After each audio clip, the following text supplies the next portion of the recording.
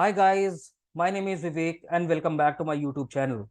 So in this video, today we are going to talk about the statement of purpose and the letter of recommendation. What is the significance of statement of purpose and the letter of recommendation? हम इस video में पूरा cover करेंगे. So first of all, let's start with the statement of purpose. So while writing the statement of purpose there are certain pointers जो उसमें cover होने चाहिए. And what are those? वो मैं आपको स्टेप बाय स्टेप आपको explain भी करता जाऊंगा. सबसे पहले जब आप स्टेटमेंट ऑफ पर्पस लिखने का प्लान करेंगे, सबसे पहले you should write something about yourself. अब जब हम समथिंग अबाउट योरसेल्फ में सोचते हैं, उसमें आपको मेंशन करना चाहिए about yourself, about your family background. Then you your next point should be your education background. In education background you are supposed to bifurcate everything कि आपने 12th कब किया है, आपने ग्रेजुएशन कब किया है, जो भी आप जिस कोर्स के लिए भी आप अप्लाई करने जा रहे हो, उसके पहले आपने लास्ट एजुकेशन में क्या किया है, वो सारा सब कुछ आपको अपने स्टेटमेंट ऑफ पर्पस में मेंशन करना चाहिए, राइट. देन उसके बाद आपको लिखना चाहिए about the course which you are looking forward for. जी हाँ, जिस कोर्स के लिए आप अप्लाई करने का प्लान कर रहे हो, आपको उस कोर्स के बारे में लिखना चाहिए.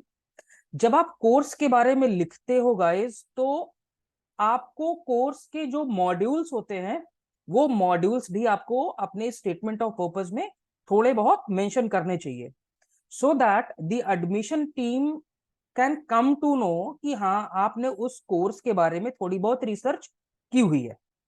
अब कोर्स के बाद आपको उस कंट्री के बारे में मेंशन करना चाहिए. जब आप कंट्री के बारे में मेंशन करोगे, तो कंट्री के बारे में it should be related to the education. उनके कल्चर के बारे में मेंशन कर सकते हो, और जो भी कंट्री की इंपॉर्टेंट चीजें हैं वो आप वहां पर मेंशन कर सकते हो related to the education, right. Then अगर कोई स्टूडेंट मास्टर्स कोर्स के लिए अप्लाई कर रहा है और उसके पास वर्क एक्सपीरियंस है, तो वो अपने वर्क एक्स के बारे में मेंशन करेगा कि इस ऑर्गेनाइजेशन के साथ में आप काम करते थे, आपकी रोल्स एंड रिस्पॉन्सिबिलिटी ये थी, आपका डेजिग्नेशन ये था. सारा सब कुछ आप उसमें हर पूरे वर्क एक्सपीरियंस का क्रक्स आप अपने स्टेटमेंट ऑफ पर्पस में मेंशन कर दोगे, राइट. देन जो स्टूडेंट बैचलर्स डिग्री के लिए अप्लाई कर रहे हैं अब्रॉड में, उनके पास तो वर्क एक्सपीरियंस होगा नहीं, तो उन्होंने अगर कुछ ओलंपियाड्स में पार्टिसिपेट किया है, स्पोर्ट्स में पार्टिसिपेट किया है, स्टेट लेवल नेशनल लेवल अगर आपने कुछ भी खेला है, आप अपने एसओपी में वो चीज मेंशन कर सकते हो, राइट. देन सबसे इंपॉर्टेंट चीज, योर करियर ऑब्जेक्टिव.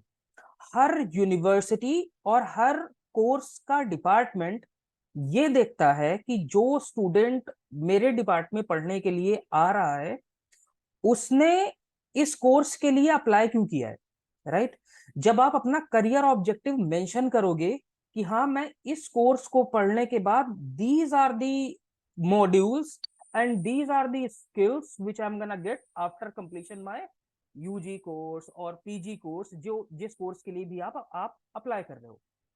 तो जब आप अपना करियर ऑब्जेक्टिव मेंशन करोगे कि इस कोर्स के बाद मैं ये स्किल सीखने के बाद अपना खुद का बिजनेस कमेंस करना चाहता हूँ, if I get an opportunity to get good international work experience, then I would love to stay back in that particular country. जी हाँ, आप ये चीज अपने स्टेटमेंट ऑफ पर्पस में मेंशन कर सकते हो कि अगर आपको उस कंट्री में वर्क करने की अपॉर्चुनिटी मिलेगी, then yes, you would love to stay back and get good amount of work experience.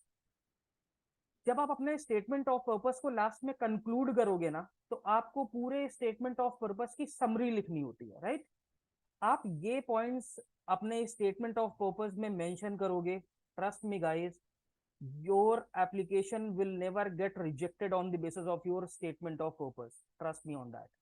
Now let's talk about the letter of recommendation, right. So जो स्टूडेंट अपने बैचलर्स प्रोग्राम के लिए apply करने जा रहे हैं अब्रॉड में, उन्हें लेटर ऑफ रिकमेंडेशन लेना होगा अपने 12th के सब्जेक्ट टीचर से, who has been teaching you during your 12th, right? And it should be from any subject teacher. I mean वो मैथ के भी हो सकते हैं, इंग्लिश के भी हो सकते हैं। You may take it from your principal also, right? And those who are going to apply for a masters programme, उन्हें अपने बैचलर्स जहां से उन्होंने पढ़ाई करी है वहां से उनको 2 लेटर ऑफ रिकमेंडेशन लेने होते हैं। सेम कोई भी 2 डिफरेंट फैकल्टी जिन्होंने आपको यूजी में पढ़ाया हो, या फिर आप अपने एचओडी से ले सकते हो, जिनसे भी आप लेना चाहो लेटर ऑफ रिकमेंडेशन। जो लेटर ऑफ रिकमेंडेशन में कैच होता है गाइस, वो ये होता है कि the letter of recommendation should be on the universities और the schools letter head, right? आपको लेटर हेड में लेटर ऑफ रिकमेंडेशन लेना होता है, एंड रेफरी की details have to be there, like their name, contact number and their email ID. अब ये भी डिस्कस करने की कि कंटेंट में क्या मेंशन करना होता है, राइट? तो your referees are suppose to write it on your behalf. वो उसमें मेंशन करेंगे कि ही और शी नोज यू पास्ट इतने दिनों से, and you were among top good student, you have participated in sports and extra activities. So these are the points which your referees are supposed to state there on the letterhead, right?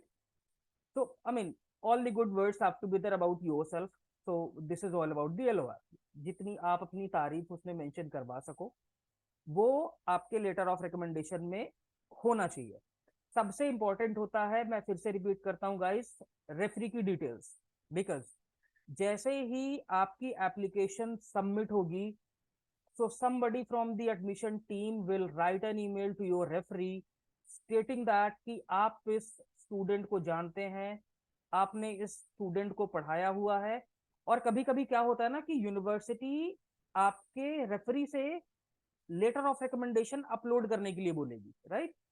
तो सबसे important ये भी है कि जिनसे भी आप letter of recommendation ले रहे हो, आप उन्हें जरूर इन्फॉर्म करो कि सर या मैम, अगर आपके पास मेल आती है so please do revert them on time, तो वो रियल टाइम में अपना डिसीजन ले सकें और आपका ऑफर लेटर आने में भी डिले ना हो। So this is all about the statement of purpose and letter of recommendations guys. I hope आपको ये वीडियो पसंद आया होगा। I am looking forward to see you all in my next video. Till then, I wish you all the best and bye bye.